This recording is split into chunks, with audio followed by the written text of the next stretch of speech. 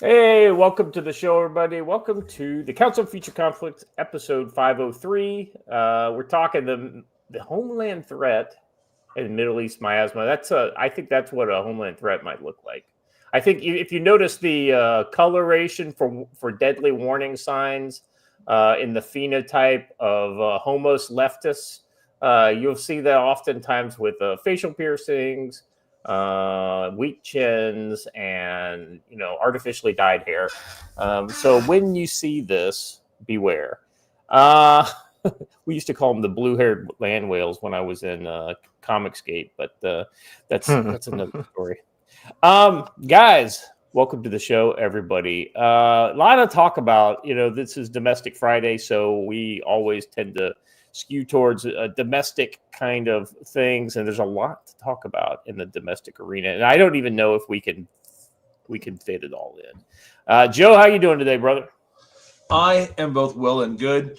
And for those of you in the chat who said I needed a monster, it's right here. We're gonna crack it open right now, live. Dude, I need a if you could send some of that through the high speed bandwidth we got here. I need a freaking. So I might be getting a drink in a minute. We got a lot to talk about today, and I'm gonna tell you that the version of the article that actually came out last night is way more toned down than the first two versions I wrote. Right. And I know that Matt and I were in a private chat where we had some discussions about that fine, upstanding young person who walked right on by their fellow human bleeding out. So, and Matt, the cartoon picture you sent was shockingly accurate to what she turned out to look like. But anyway. There's something to be said for people who are not prepared, and I think a lot of people are just not mentally prepared for. No, it's not that she wasn't prepared; she didn't want to help. And I agree with that. I agree. So, anyway, Matt, let's talk more. Speaking of prepared, how's Yeah, look at that! Look at that! That's nice. Every day. Well, I think now's as good a time as any to let people know that you're now part of the team, brother. Mm-hmm. Oh yeah, we got the highway signs in and got them up there. So drop on in. We the grand opening for the store. It's open to the public now. But the grand opening for the store where we're going to be throwing down, that's going to be June 14th. So the Army's birthday. That's an important day to a few of us. Yeah. Army's birthday. Come on in, and the house is going to be packed. That's for sure. But working on getting a close friend of mine here that runs a food truck. Him and his fiance run a food truck. Great people, and try to get them to be here to do a little bit of catering, little business on their end. They run an incredible food truck, by the way. Both of them very, very talented cooks, chefs. Yeah. So it's anyway, but really looking forward to it. Everybody that comes up in the store, they're all enjoying it. And if you want to see what the showroom looks like, there are some videos up. We've got a new YouTube channel. I want to give a shout out to that. We've got a new YouTube channel called Brushbeater Team. And first video went up where I was talking about thermal differences in thermal setups. And we're going to be doing cranking out a lot of content over there that is useful. We're going to be doing a lot of night shoots, playing with night vision, talking about, basically what I see in social media is there's this big dichotomy between people that are kind of already spun up on like the whole night world and all that, and then there's people that don't know shit about anything, and there's really like no in between. So we're gonna take you from 0 to 100. On all that, and be testing different equipment, stuff that we carry in the store, and really just a platform to have fun on. Let me tell you, having been in that store from from when you first signed the papers to today, the massive change from the supermercado to what it is now has just been incredible. All put in a lot of work, so well deserved, man. Well deserved. Yeah, thank you. It was a pawn shop at one point in time, a Latino pawn shop. So, you know. So this is one of those first videos that you put out. You're explaining the difference between clip-ons versus scopes, kind of night vision related stuff. So that's very cool. Oh yeah, there's one on with an L7 over there too. Another site that a lot of people sleep on, that L7.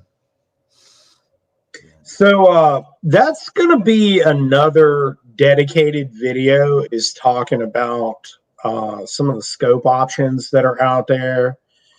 And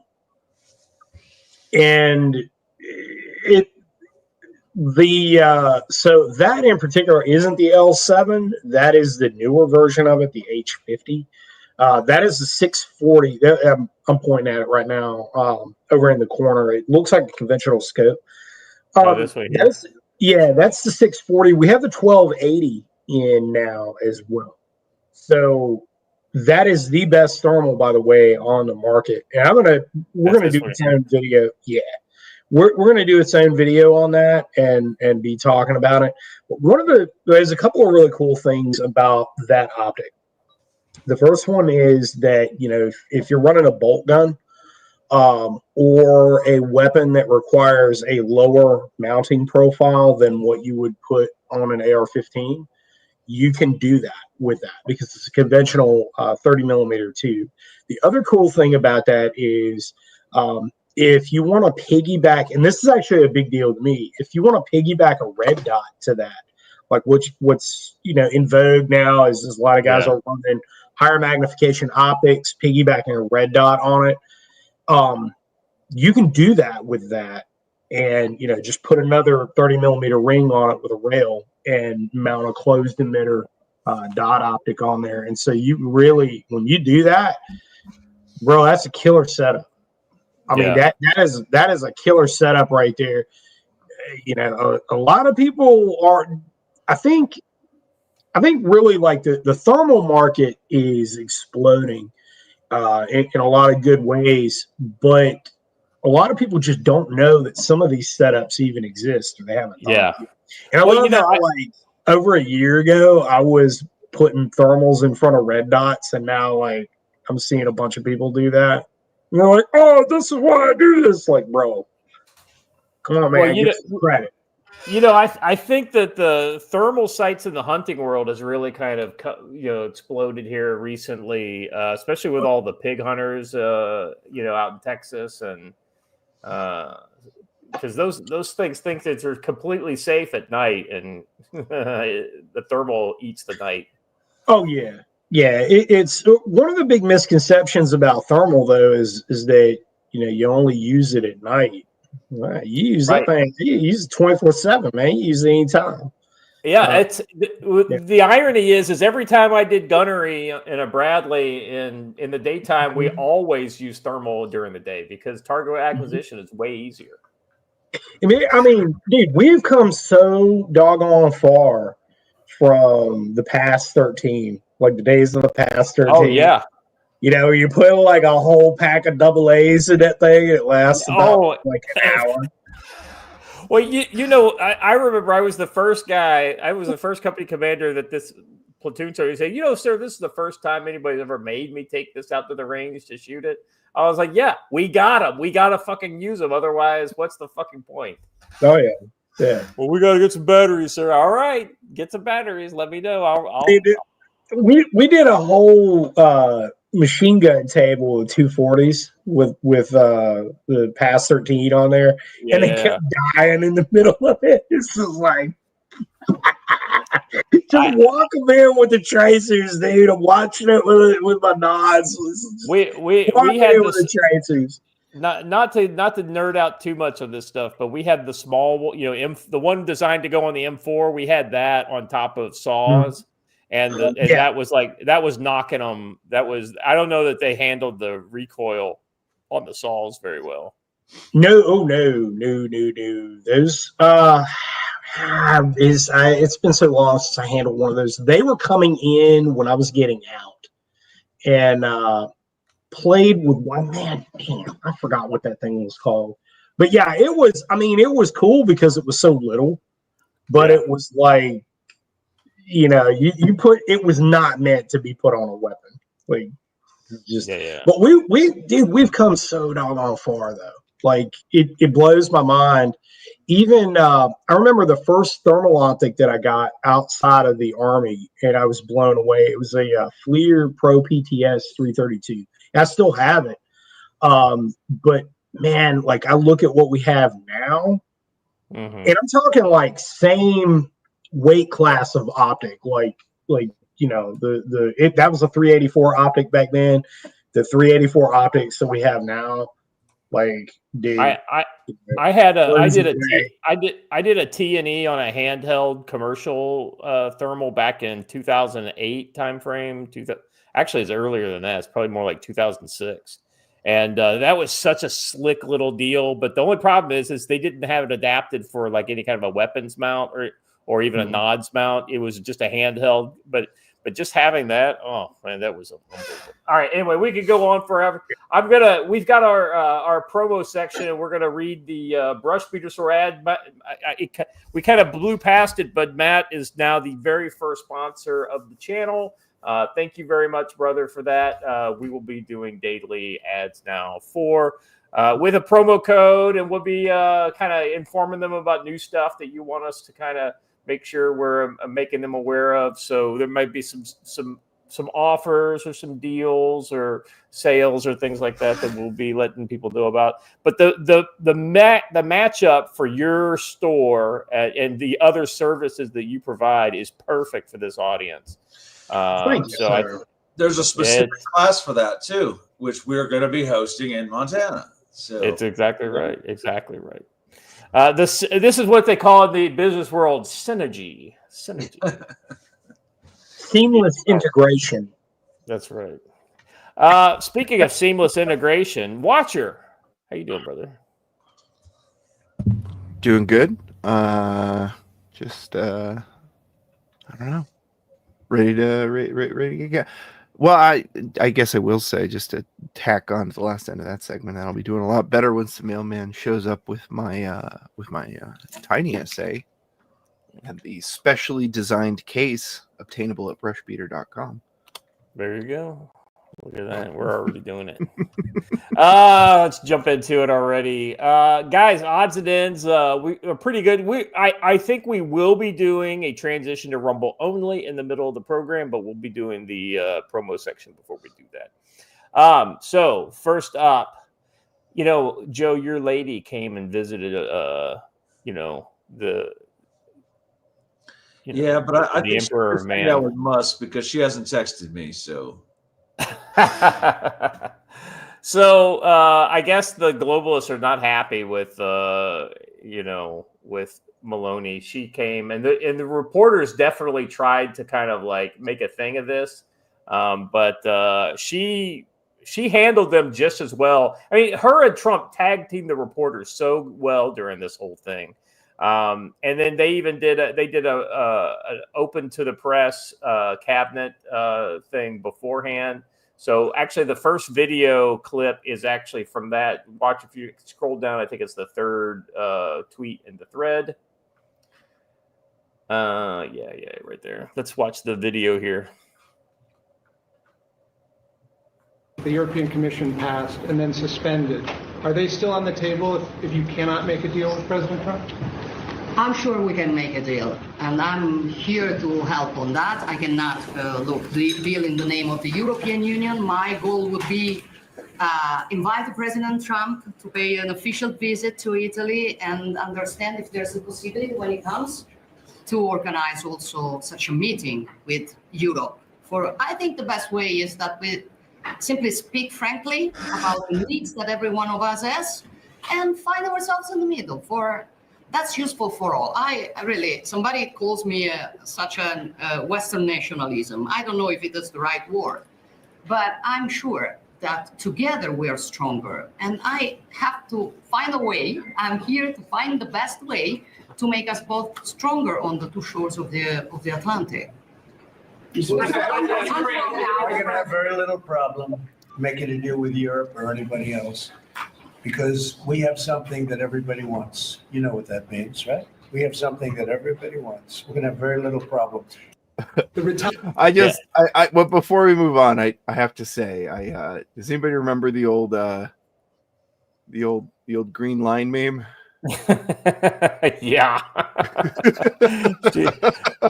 but this is the natural order, you know. I mean, Joe, I'll give you first right of refusal. What did you think of your lady there? Go back to the photo because I have to point something out. Go back to the photo. Where's the other hand? Donald Trump's a G. Anyway, sometimes he knows where it is. Yeah, you know, when you get famous enough, they grab themselves by the way. Anyway. Yeah. Anyway, I think that little speech she gave was spot on. Although it would have been better if she'd done it in Italian. But I will point out, darling Georgia, that that my beloved Italy does not touch the Atlantic, and neither does hers. So when she says both shores of the Atlantic, Italy is not on the Atlantic in any way, shape, or form. So yeah. So I mean, I just thought this was interesting because she basically put his strategy down as her strategy. You know, speak simply, directly about the things that you want to do, not some sort of kind of bullshitty kind of our vision or anything like this, right? And so I thought she did well. Can you pull that picture back up of the two of them together? Pull that back up. Pull that picture back up. Give me a second. There we go. I'll point something out here. Check the hand out. Yeah, we were just commenting on that. Oh, girl, she got to control herself now. Yeah, exactly. You know, Hey, Joe, I didn't even have to grab her. I came in and she was grabbing herself. What, Joe? What is this?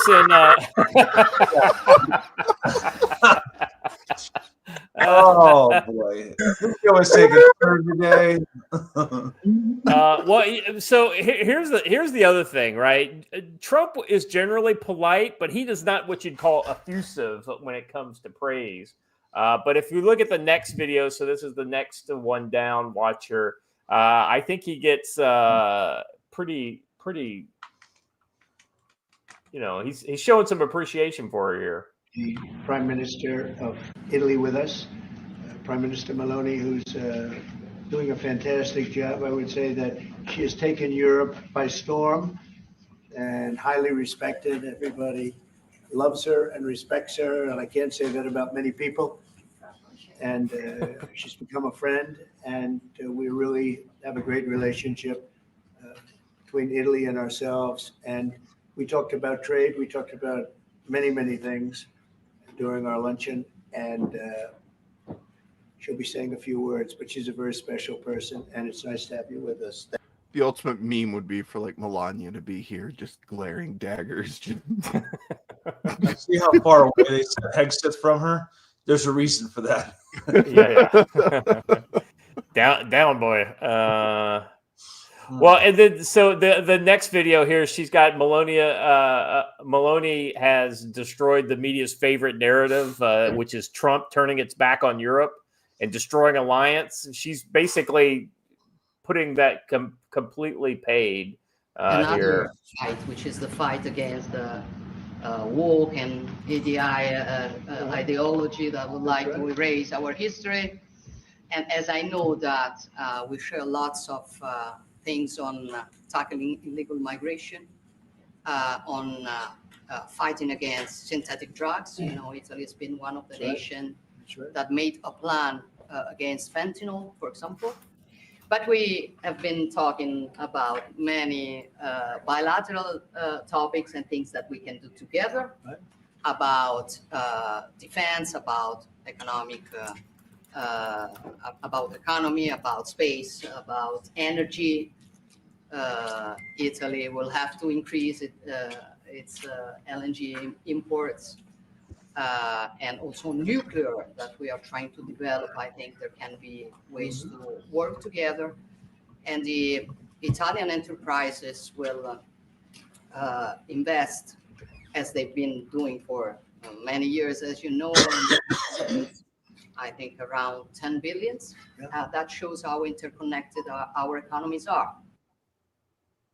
You know, the one thing that Italy has to overcome is the EU, right? There's so many restrictions on what Italy can do because of all these sovereign powers that they've given to the EU. It's ridiculous. They need to have exit of all countries from the EU. The fucking EU needs to collapse. Gentlemen, I'll turn it over to you. Hunch says Europe as a whole is an aging, gangrenous husk, except Giorgia Meloni. I think that's the one thing we can hold on to. I don't know that we need to be tying a lot of our future to Europe. I think it's time to make Europe stand on its own. At one time, Europe, the smallest section of the world, ruled the world. It's up to them to either get that back or fall to their rightful place behind us, one or the other. Yeah, Matt, what's your kind of take on, I mean, like, I don't know that trade deals with Italy are going to help us unless you're buying a Ferrari or maybe a Louis Vuitton bag or something like that. Dodge. If you're buying Chrysler. That's Fiat. Yeah, that's right. Yeah, Stellantis. This is actually probably, I know Trump kind of cozying up to Gretchen Whitmer, who I know is a sore subject, Joe, and should be with a lot of people. But that was a straight up labor union move. That was literally pandering to the UAW and AFL-CIO guys. And I'd say that this move kind of dovetails that with Stellantis. Stellantis is in a heap of economic trouble. Last year, they lost 50% of their value in terms of stocks. The saga of Chrysler over the years has been an interesting one in the business world. But, they've changed hands numerous times. But with Stellantis, they're in a lot of trouble. So this move is probably partly that. It's also gaining at least a little bit of a foothold in Europe for however long Meloni can stay in power. She's done pretty well. She's certainly not experiencing the same plight that Le Pen is experiencing in France. Yeah. But to y'all's point about the EU, understand that the EU, I've said this a few times, and I don't remember if I've said it on this show or not, but the European Union is the government in exile of the Democrat Party.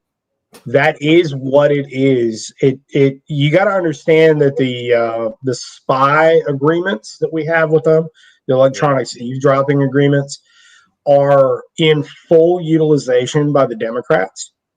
And I'm talking about Nine Eyes specifically. It's in full utilization by the Democrats. This is the reason that nothing happened to people like Christopher Steele, even though he broke literally every law with regard to espionage and interference in politics internationally. He broke all those agreements, but nothing happened to him, and there's a reason for that. So the EU is largely a government in exile. You had Steve Bannon calling out the guy from Romania to his face, literally to his face. Did the CIA buy your plane ticket here?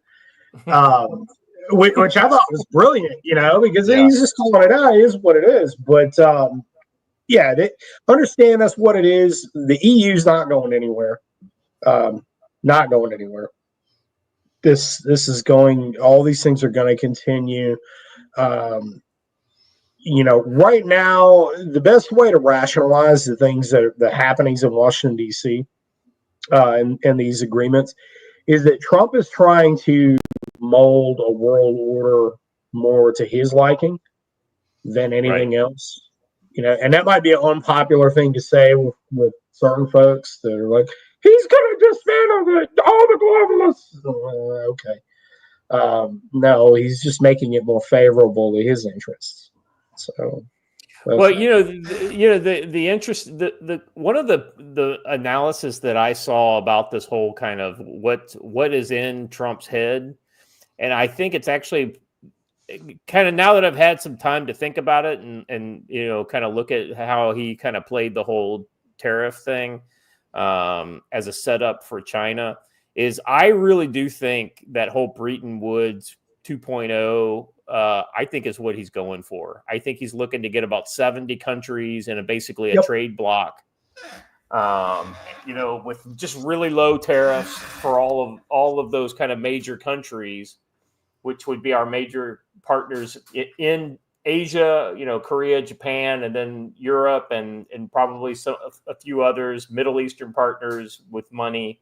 And I think that's the goal for Trump.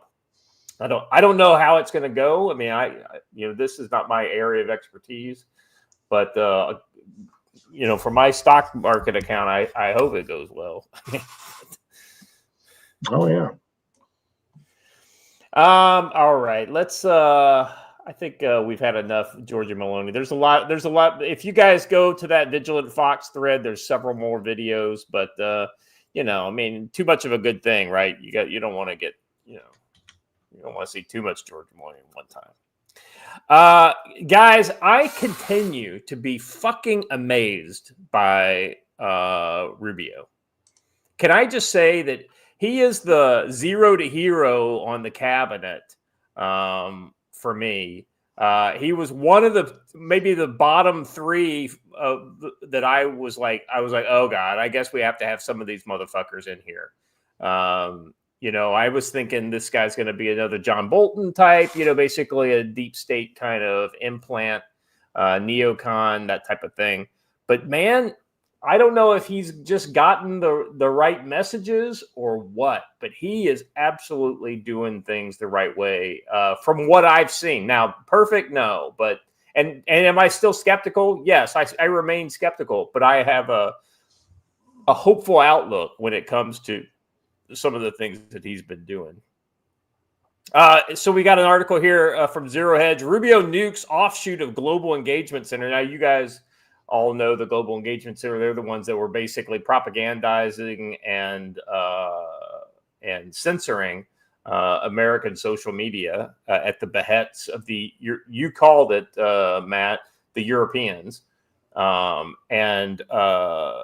Now that is going away, I think we're going to see some very positive developments. Let me just kind of read the first couple paragraphs, and then we'll turn it over to the guys to kick this around.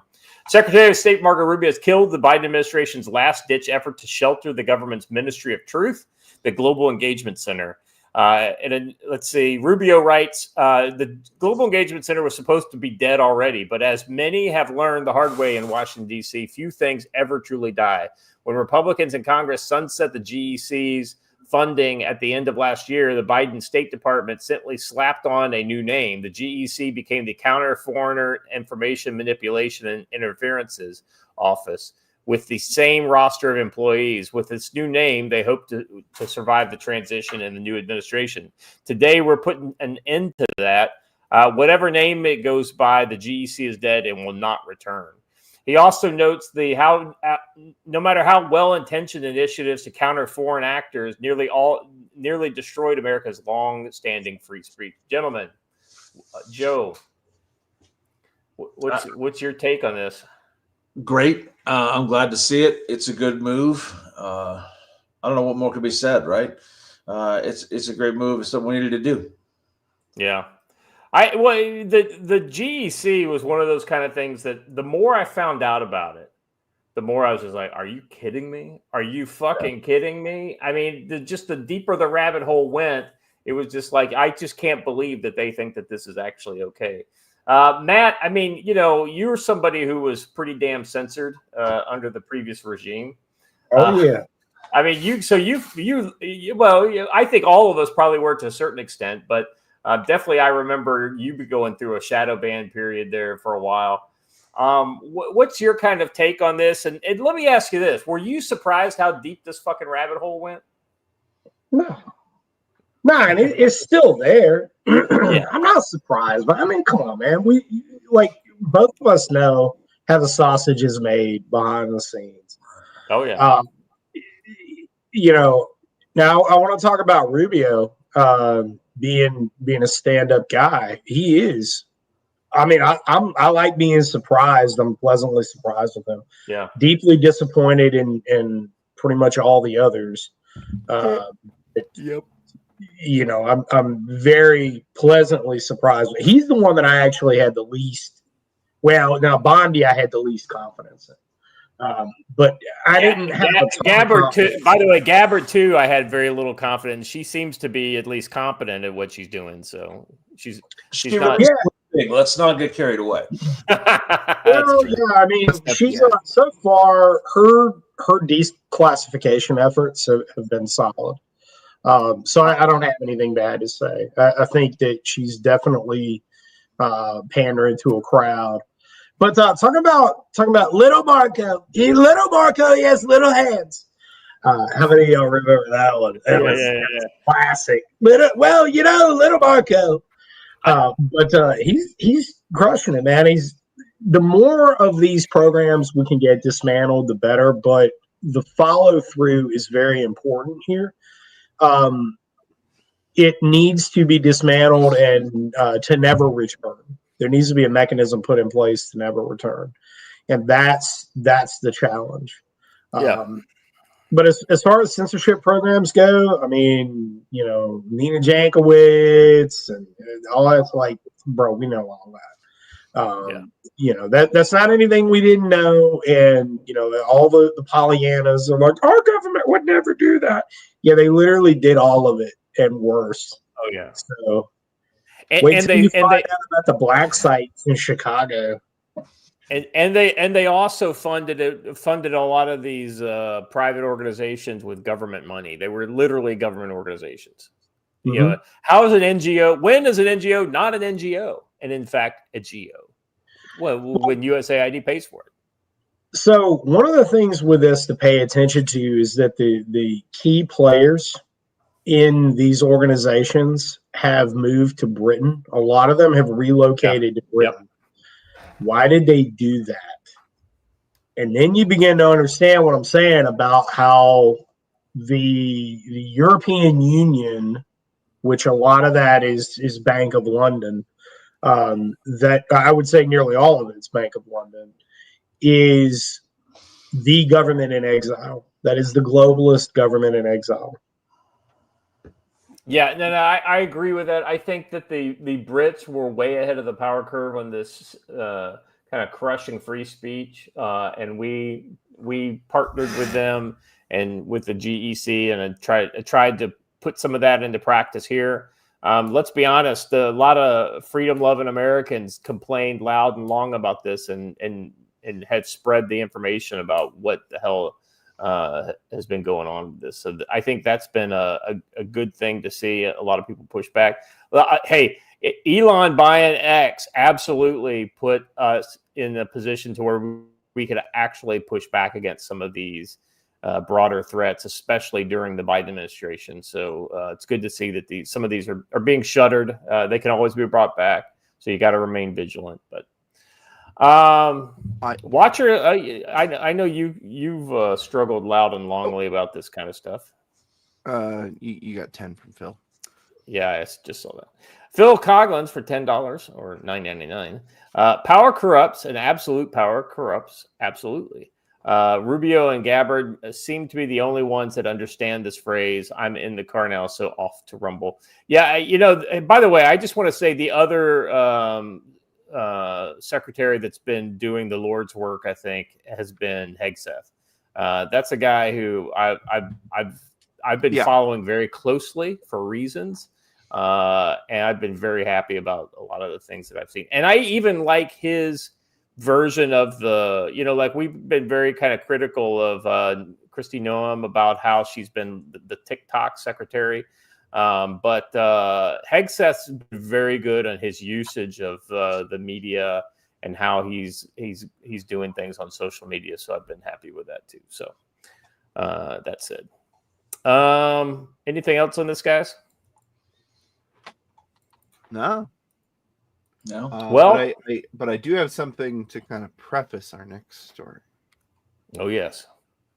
So check it out. Newest toy line available now. That's funny. Nice fits in the pocket. He's bad to the bone. Human trafficking 2? ? Biden administration flagged deported El Salvadoran as suspect alien. So this guy, the more that we find out about him, it's not like he gets better. He actually gets way worse. And we're not the only ones that saw it. The Biden administration saw it too.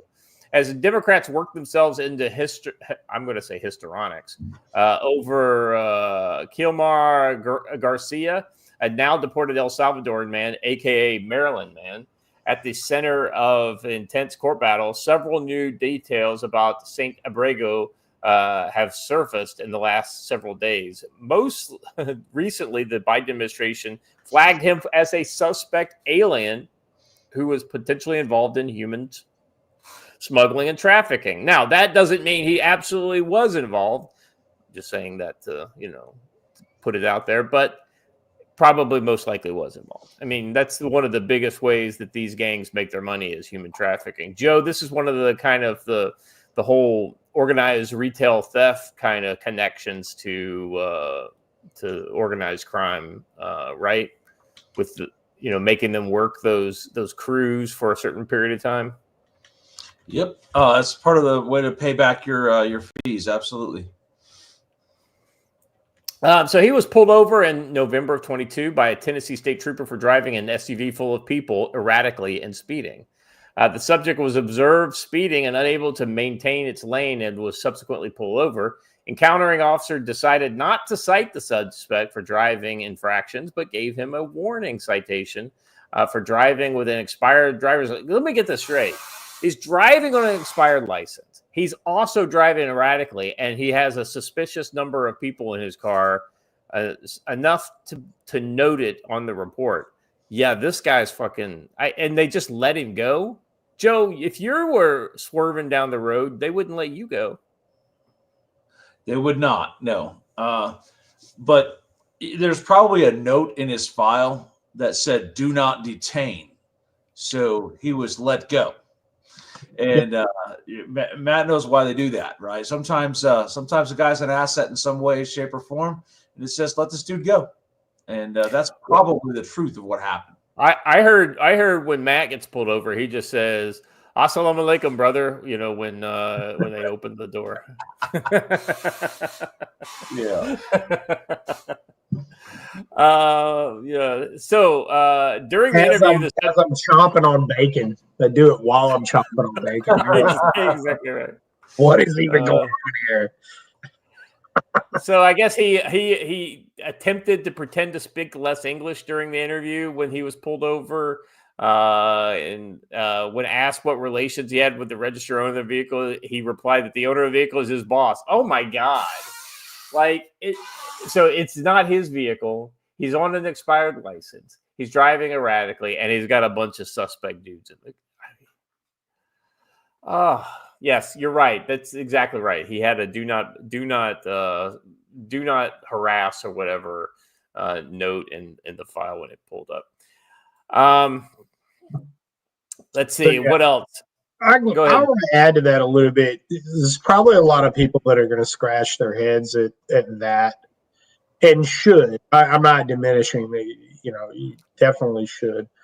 But usually when you're dealing with known gang members, you get that type of exemption with known gang members. Either they're being run as a source for something, which is pretty common. Stuff ain't like the movies, and they're not as good as a lot of people who are involved, I would say 98% of the people that are involved in criminal underworld stuff are really not that smart. They're just not that smart. But they usually get caught doing something. They're a known associate of something larger, and so you kind of give them room to run, because if you have a patrol officer pulling them over for something dumb, that might interrupt a larger operation that's going on.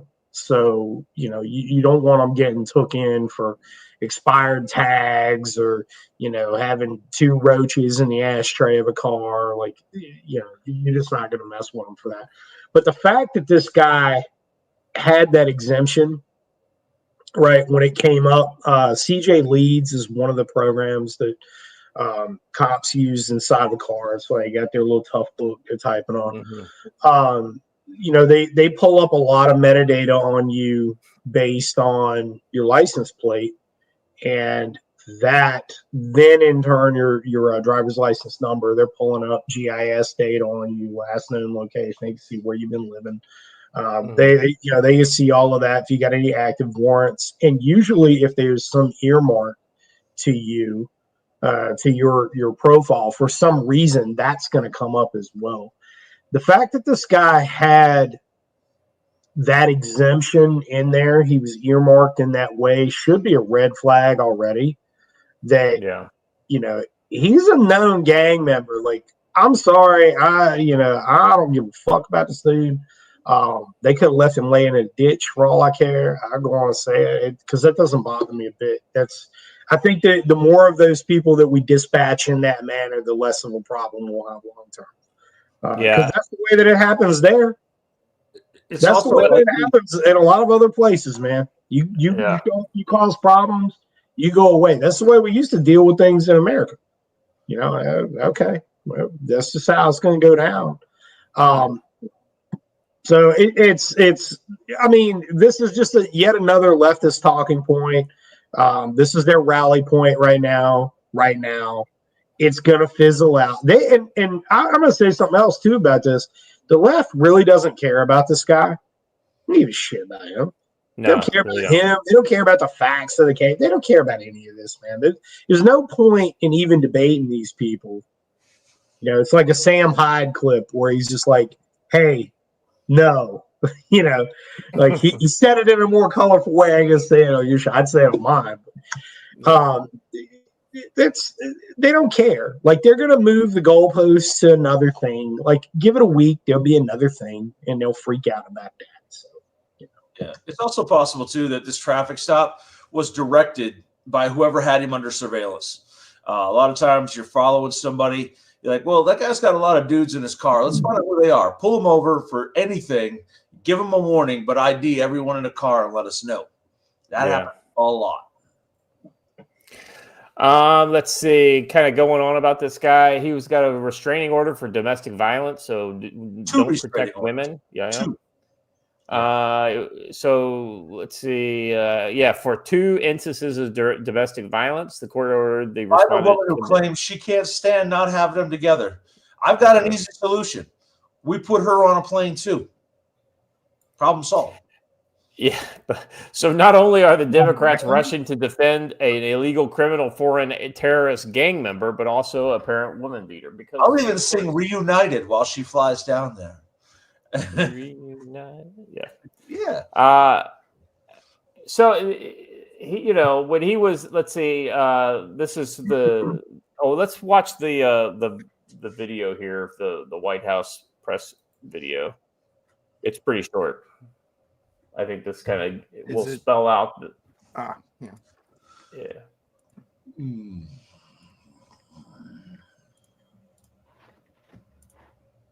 Appalling and sad that Senator Van Hollen and the Democrats applauding his trip to El Salvador today are incapable of having any shred of common sense or empathy for their own constituents and our citizens. Nobody knows this more than the woman standing to my right, Patty Morin, whose beautiful daughter Rachel was brutally maimed and murdered at the hands of an illegal alien in August of 2023. Patty no longer has her daughter because of the failed Democrat Party's open border, And these are policies that President Trump is bringing an end to. Patty should not have to be here today, but she is. And we are grateful and we are honored for her willingness and her request to share her powerful story with the world. Thank you, Patty, for being here. It's appalling and sad. So I mean, it's just really good to see that the administration's actually taking this seriously. I think that we could probably be deporting a lot more, but I guess Rome wasn't built in a day. Real quick, let me Stormy, member for 31 months. Thank you, Stormy, for joining us this morning. Good morning and happy Friday. Hope everybody has a happy Easter and enjoys the weekend. Yeah, absolutely. It's Easter, so it's important to note. Reading the Rumble ones too, because there's a few.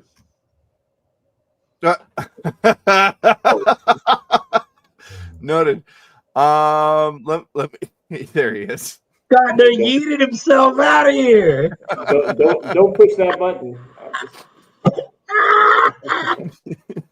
These little back buttons on the mice. They'll get you out quick. I'm just saying, and then Jim Satala in the chat. He was somebody who I saw bring this up in X. And it was that, Jim, you literally, I was going to talk about this and you literally sent me the DM with the picture. So I'm going to share this real quick because I think this is pretty critical here. Your mic is pretty off, and you never answer my question about are you getting all of the Rumble rants? I guess I'm not. Hold on a second. All right. Is the mic better now? Yes. Yeah. So I guess when I yeeted myself and came back in, it reset my microphone to default, which I don't know why it does. Anyway, real quick, I want to show this image that Jeff's talking. So this is the guy. This is the guy, right? And it says right here on his fingers, MS-13. Not the Mara Salvatrucha. No. Yes, that's exactly right. So I mean, it's just one of those. Yeah, I'm plugged. Thank you. So it's just like I don't know why they're bending over backwards for this guy. And Matt, I know why the big D Democrats are doing it, but the regular rank and file just goes to show that they are absolutely fucking drinking the coffee or drinking the Kool-Aid of. Well, it's adherence to the narrative. I mean, I think it's interesting, and I'm going to do a show on this early next week, probably on Monday. But I spoke to it this morning. It's a project that DARPA has going on that's just been uncovered. And I want to dovetail this to our conversation. DARPA is playing with AI to create personalities online that are basically used for shaping operations. Yeah. This isn't anything new. We know about this, but what it creates is a rigid, dogmatic structure, right? And so the left right now, the militant left, and I'm not talking about the Democrat Party Incorporated, but the actual left in America is actually hitting mass dissatisfaction. This is we can use the example of Josh Shapiro's governor's mansion getting the Molotov tossed at it by a pro-Palestinian guy is a perfect example of this. The dude is a militant leftist. He did that because he's unhappy. He's most unhappy with the Democrat Party, right? And he's seeing Josh Shapiro as being, kind of that somebody who is a centrist and probably a right-wing guy, according to him, right? So, that's how I see these things. Well, the militant left at the street level, a lot of people are not paying attention to what they're doing. There was a Substack piece that was going around yesterday that surprisingly this cat put his real name on, which was kind of embarrassing. I don't feel bad for the guy, but I do at the same time because I know what's going to happen to him. Talking about when is it okay to kill them, and he's talking about us, right? Yeah. When is it okay to kill them? Well, here it is, buddy. but he got shown his front door, and probably a lot of other things. And I doubt that he's a PhD candidate as of this morning, writing a piece like that. But you're going to see, they're saying the quiet part out loud. You're going to begin to see a lot of this that has been happening behind the scenes. It's going to start trickling and bubbling out into the open. They're hitting mass dissatisfaction. This trajectory is going to continue. It's not going to stop, and it's not going to slow down. And you're going to see certain powers that be that have an interest in this that are going to run with it. DARPA probably being one of them, thinking that they can control the outcome of it. And they may be able to. I don't know. But I don't know. As soon as the chaos hits a fever pitch, you can't always control the outcome. Unintended consequences are certainly a thing. And we learned that in Egypt, where the wrong people that we didn't want in charge ended up in charge. Yeah. We're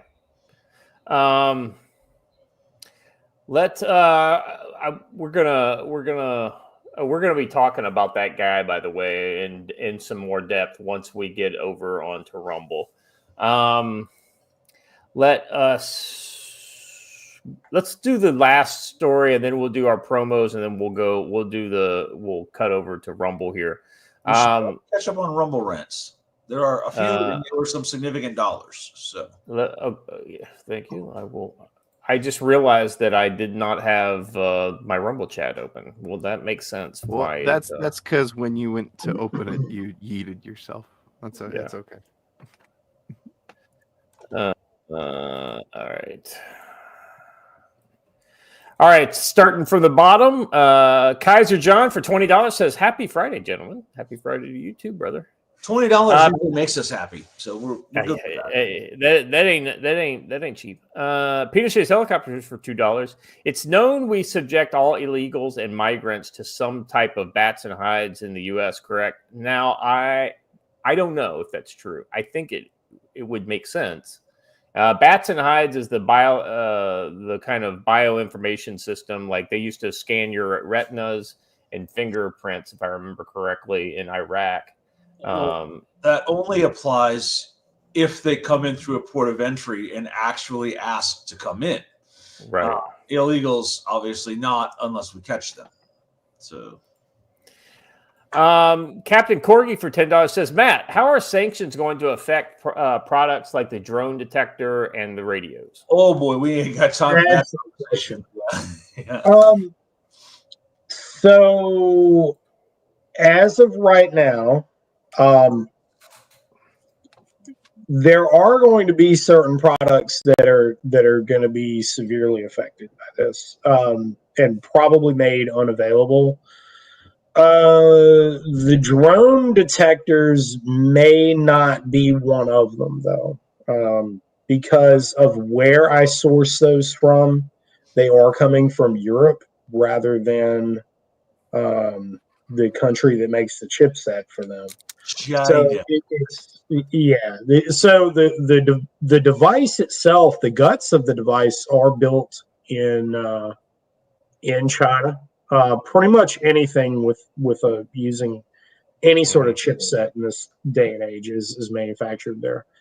But I do want to talk about something that I didn't get to discuss in the 500th episode. Something that I am working on right now is, everything that I do is geared around repatriating something in some way, shape, or form. The drone detectors themselves, that is in the hands of an electronics engineer who's done TED Talks, and he's a great guy, Joe. You've met him. And you probably didn't know that when you met him because he's quiet and very reserved, but he's a young guy, in his mid-20s. He's absolutely brilliant, and he works in a place where I think that we could be turning those out. It's in its proto phase. It very likely will be more expensive and maybe substantially more expensive than what we carry now. I have to be upfront and tell the world that. But that being said, we're gonna be able to. We are working on options here domestically and something that's being built native. So to your point about drone detectors, near term, there may be an interruption in the supply. I've got 11 of them on the shelf right now. So again, I tell everybody, I've been answering a lot of emails on this. Don't panic buy anything. Don't make irrational decisions. And also, if you see people price gouging things, which I'm already seeing people do that, they're jacking prices of stuff up. There's a lot of drop shippers that are on Amazon that are doing that. Don't fall for that stuff, folks. I'm certainly not going to sit there and raise the prices on anything that I carry. And if in the event that I have to, you can expect an answer from me as to why I'm doing that. But I do think that there are going to be some products that there's going to be an interruption of supply on them. And I do think that the prices on certain things are going to go up. There's just not any way around that. And you can expect that in pretty much everything in the manufacturing industry, by the way. But, anyway. But, just rest assured, I'm doing everything I can to be on top of that and to get ahead of it and, and work on that long term. So I'm here for y'all. That drone detector unit is legit, by the way. I've actually seen it in action in the field at night, and it's pretty solid. And that's one of the go ahead. Just be advised, there's a ton of knockoffs of them out there. Yeah, that's what I carry is not those. You famously drove a kid off the internet for over the copy ones, if you remember. The guy accused you of having the .com version, and you're like, no, that's not what I have. Oh, you mean the cat that claims he's from Rome, Georgia, but actually is in Seoul, Korea, and can't get a passport? Yeah, that's the one. Yeah, that ought to tell you something right there. That ought to be a big doggone red flag. Not only that, sitting there, and you don't know a damn thing, but I do know who put him up to that. Yeah. That idiot. All right. Let's see. Let me keep on going here. Say it right, Matt. It's bolt-on Bondi. That's Hunch's Dirty Roofer for $2. She got some bolt-ons, that's for sure. I've seen some bolt-ons in my time, but it was definitely bolt-ons. All I'm gonna say is that she missed her calling in life as a Snap-on salesman. Let's move on. Well, Miller Lite girl. I'll be honest with you. She's in her 60s. She does not look like she's in her 60s. Well, plastic surgery does that. I mean, that's the whole point of plastic surgery. Brother. You got one of three paths. You can have the top dollar path, and that's the Pam Bondi path, or you can go the Jeff Bezos wife path, where you get like the bloated face look going on. Yeah. Or you can go the Marcy and Darcy route. Y'all got to look these girls up. Marcy and Darcy, they're a couple of twins from like that 90 Day Fiance show. You got to see them because they're a total train wreck, bro. Is this? It's like they look like the twins that were. No, I was literally just gonna say that. Is this gonna be the female Bogdanovs? That's what it's gonna be, isn't it? Bro, these girls look like the Bogdanovs. It's like their faces are bloated. They're like, and they think they look good. Like they think that they look good. Oh my God! Face and bog pill. You pull them up? Did you pull them up? I think I found them. Yeah. Oh my God! You gotta pull them up. Train wreck. All right. Yes. Here we go. Marcy and Darcy. Let's see here. Oh, I can't wait for you to see. This is top quality content. This is Amen, what brother. really here. Botched plastic surgeries. Hey, I want to derail this for a half a second. Well, that's not even a current. That's not even what they look like now. Yeah. That was like 5 years ago. Yeah. 2020. Say it the anime way. That's not even their final form. That's not their final form, bro. You got to see them now. Oh it's my like, God. ah. Anyway, all right. Enough. Talk about rabbit holes to go down. Here's one, Matt. If you look in the Rumble chat, there's Michigan Contra in there. That's a guy that was in that first Brighton RTO. Yeah, man. Yeah. Yeah. That's all. That's deep lore. That's going way back. We did our first live podcast together from the campfire at that RTO class with what's her name, Brooke. We might have already been in drinks by then. Brooke Talks America or Brooke Does America, whatever it's called. Whatever her show was. Yeah. Brooke Does America. Yeah. No. Nice. All right. So we've got a final story here in the odds and ends, that we have delayed because, reasons. But this is the future. I think, I always love seeing the future of America in other countries. And so we had some pretty spicy shit happening in France in the last week. You had multiple prisons getting hit, and then this. Following that, you've got these guys doing like basic heat in the middle of a French city. Yeah.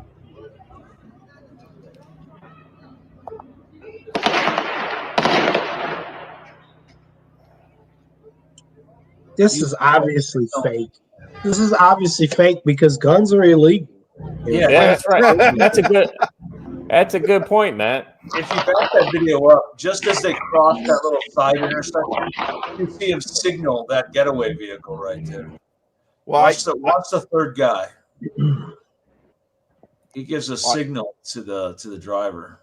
I just want to say that you can tell that they're foreigners because they didn't surrender. well done. But that's obviously full auto fire, full auto Kalashnikovs. Yeah. Well, the odd thing is it's probably easier for them to get full auto Kalashnikovs with the steady stream of European wars since the mid '90s than it is for us to get them. So there's some irony there. Is the French government's attempt to hide the true source of their problem. Yeah. They claimed that the coordinated attacks on prisons across the country 2 nights ago was gang related. Well, what kind of a gang? And who are those gangs most affiliated with? The far, far left, and they are gangs that don't speak French. So it's a pretty interesting way they're trying to bury this and hide it. Yeah, absolutely. This is a great example of just the absolute failure that you see in Europe. And the countries that they really just pop up on my radar when I think of this is Sweden, Belgium, France, Netherlands to a lesser extent, but yeah, that's there. Poland, Hungary. These are the countries that seem to have actually resisted some of this kind of rot. But the EU rot goes pretty deep, so you never know if they're going to be able to hold up. Yeah, well, as Rowan Cowart turns out, it turns out that anti-gun zone signs are completely useless against people who can't read. Yeah, well, we saw that at FSU this week, didn't we? All right. Let me. So is it time to hit the button because we got to. Well, no. So but before we do that, we got the inaugural reading of the Brush Beater Store. Oh, that's right. Ad read. So, hold on a second here. Brushbeater.store, right? That's the website, right? That is the website. Yeah. All right. Let me get this. All right. I am thrilled to share some igniting news. We've got our very first sponsor, the Brush Beater Store, and this is the very first ad with us. The Brush Beater Store at brushbeater.store is your one-stop shop for gear and the training you need to stay prepared in uncertain times. From top-tier communications gear like handheld radios and CBs to night vision, thermal optics, and tactical training tools, they've got everything the armed American needs to sharpen their skills. They also offer books like The Guerrilla's Guide to the Battlefield Radio, the most probably hijacked book on Amazon. And for hands-on courses in radio operations, signals intelligence, and small unit tactics. Plus, all orders over $100 ship for free. And they've got a showroom in Yancey, North Carolina, where you can go and test out your those nods that you've been drooling over, like I have. You can go check those out. As a special offer for our listeners, use promo code CFC10 at checkout for a discount. I also want to give a personal shout out. Matt, you've been a really big supporter of the channel ever since we've been on. So I want to say thank you. You've been very encouraging. You were very gracious to host me at the G Camp. And so I had a lot of time there. If I wasn't on the other side of the fucking planet, I would be there more often. And I do have one of my spawn is over there in your neck of the woods, so I might be seeing what I could do to get her, maybe trained up on. I'd love for her to learn to shoot because she hasn't been shooting in a while. So, and we gotta fix that. I know, brother. I know. And you know how it is. It's always hard. It's harder when Dad tries to teach you to shoot. It's always easier when you learn from somebody else. Yeah. That's one of there's two groups of people that I absolutely love having in class, and that are my favorite. The first one is married couples or just couples in general. I absolutely love that.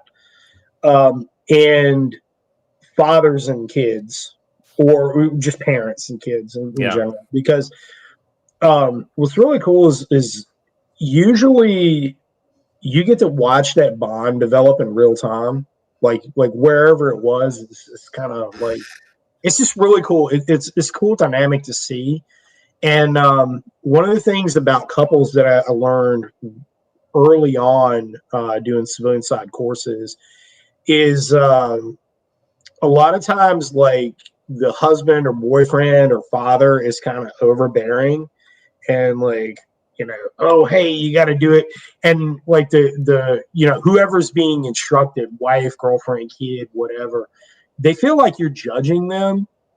And so, it's, I know a lot of people in the audience have trained with me, Joe, you've been to several of the firearms courses now.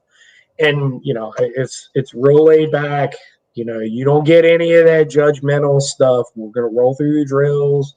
You're going to do fine. And so you get to see all that, like in real time. You get to see that development. And it's really cool. Yeah, absolutely. So anyway, Matt, appreciate you. I'm glad you're our first official sponsor of the show. So thank you very much. If I may try to make a targeted sale here to our chat, if you roll over to the Brush Beater Store, you'll notice that there is a used gear corner. And right now in the used gear corner is this lovely 1986 PVS 14 white phosphorus tube. Mm-hmm. Wasn't made in 1986. That's the fall. No. Rating. Yeah. No, that's rating. It's 1986. Yeah. It's rated out. Go get it. Oh yeah. Elbit tube. Got that one in during TC3 course. Had somebody trade up to a set of dual tubes. That one and a 640 Rattler. So we've got those on the shelf. Yeah, go ahead. The other one that I'm currently drooling over. Guys, this is a FLIR breacher, a thermo monocular for $1,700. Get your ass over to that store and buy that now. Yeah, the FLIR, no joke. Yeah, that's a good unit. And I've got two of those old FLIR breaches in stock. They are the same. Both of them are the same. And yeah, My they're heart. both $17. No, I'm sorry. I don't think you'll get any discount for that. Remember, promo code. CFC10, promo code CFC10. You know, Yep. CFC10, all caps. the families, Matt. I think that last class we also had like a grandfather and a grandson, and Yeah. we did it Yeah. last year out here at my class. We had a grandfather and two of his grandsons, and it's just awesome to see families doing that. And one of your favorite families was in my class too, Gina and Sarah. It's just great, like you said, to see families together coming to class. Just awesome. Yeah. Yeah, I love it. Yeah, no. So this is this has probably been a long time coming. So I'm glad that we were able to make this happen. Hold on a second. My Contra for $50 over on Rumble. Just big thanks to you guys. No, man, big thanks to you. That's a lot of Michigan Contra. I'm going to keep pushing you and Mike and Todd to get together and drive out to see me and Matt in a couple of weeks. So y'all need to work that out amongst yourselves. Come on out here. So, yeah, absolutely. I mean, here's the thing. Matt is covering down on two of the biggest parts of what you need to be doing in this community, and that is being prepared, whether it's in like actual soft skills, that you could, have learning how to use a radio, or using a radio, and the other one is bringing people together. Yeah. Matt, I'll be honest with you, that there was some really great stuff going on at the G Camp that weekend. I was there, but the best stuff I saw was the camaraderie, the guys getting to know each other. I mean, I guarantee you've had lifelong friendships forged at that place, and that's such an important thing, especially for guys. In this day and age, it's everybody kind of judges you for hanging out with the guys and whatnot.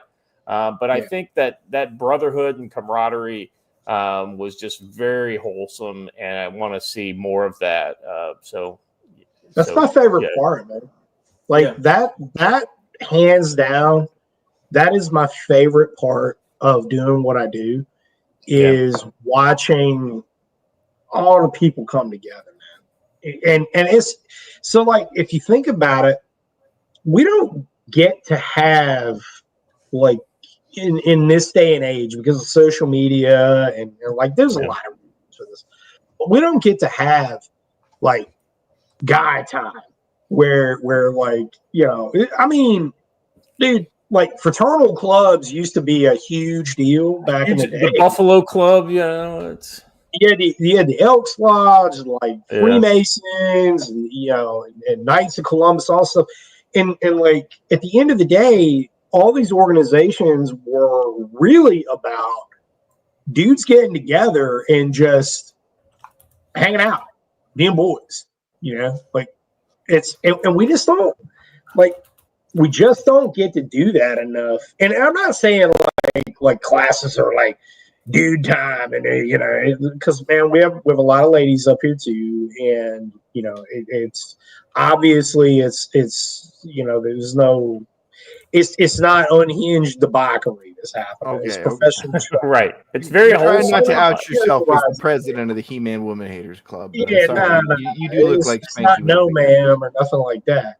But but I mean, in all seriousness though, after hours, the connections that people make is really awesome. And I find myself saying it a lot, that like it's the best times that I had in the Army without any of the shitty ones, where it's like, that 2 a.m. phone call, hey smart, where your Joe is right now? Like, I'm sure you're about to tell me.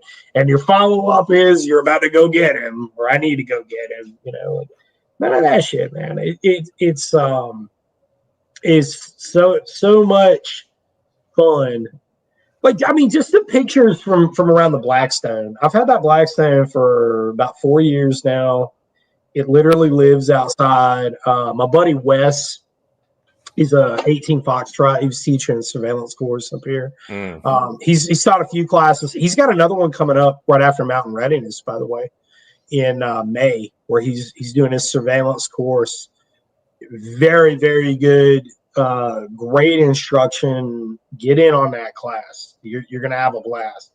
But he's a good old boy from Texas, and he's standing out there by the black sign. He was like, "Why didn't this thing ever rust? Like it lives outside. Why doesn't it rust?" I'm like, "You have no idea how well seasoned this thing is." It's pretty well, yeah. Yeah, I mean, we cook everything on that thing, and I mean, just like it's crazy because on X I put up a couple of pictures of like cooking breakfast out there, and then like the dinner, and bro, like that thing got over like 1,000 likes when people just like, "Oh man, that's so awesome! This is just what I do." Yeah, I learned a lesson when Matt starts pouring random ingredients on top of the Blackstone. Don't doubt it. Just be like, "Hey, those things don't go together." Matt's like, "Wait till I put it on your plate." Just go with it. Just go with it, man. We're gonna have you do that on the big grills over in the kitchen too. Oh yeah. Hey, boy. Yeah, Rhodesian Grove. I feel bad. Yeah. I want to mention something community-wise. Watcher, if you can pull up the link I dropped there, I don't want to put it on here. We just spent a little bit of time talking about bringing the community together. I want to talk about Emily Hills, attack pilot helicopter, retired. In December, she was attacked by her live-in boyfriend.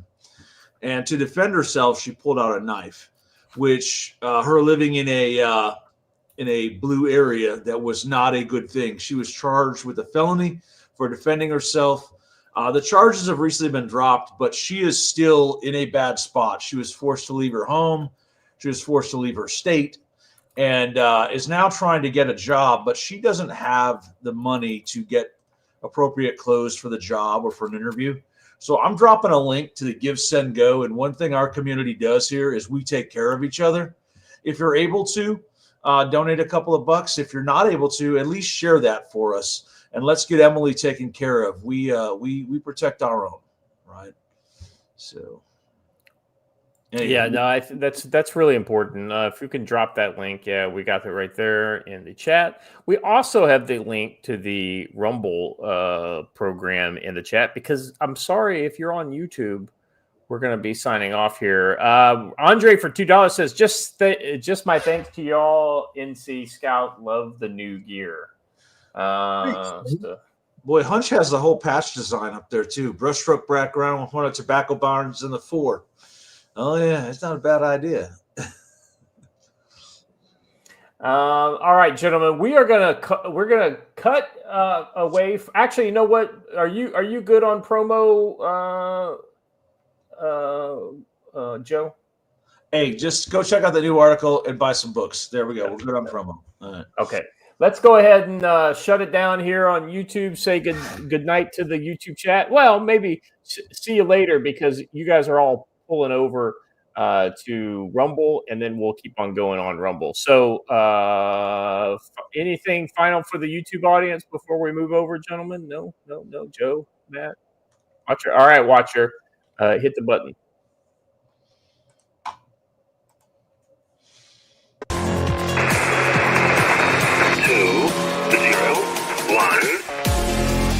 It's 11:59 at Radio Free America. This is Uncle Sam with music and the truth until dawn. Right now, I've got a few words for some of our brothers and sisters in the occupied zone. 3, 6, 4, 6. The chair is against the wall. 3, 6. The chair is against the wall.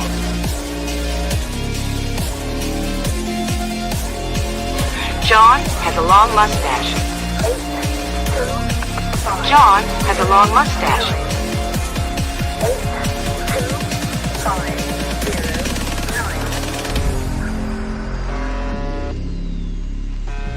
9. It's 12 o'clock, Americans, another day closer to victory. And for all of you out there on or behind the lines, this is your song.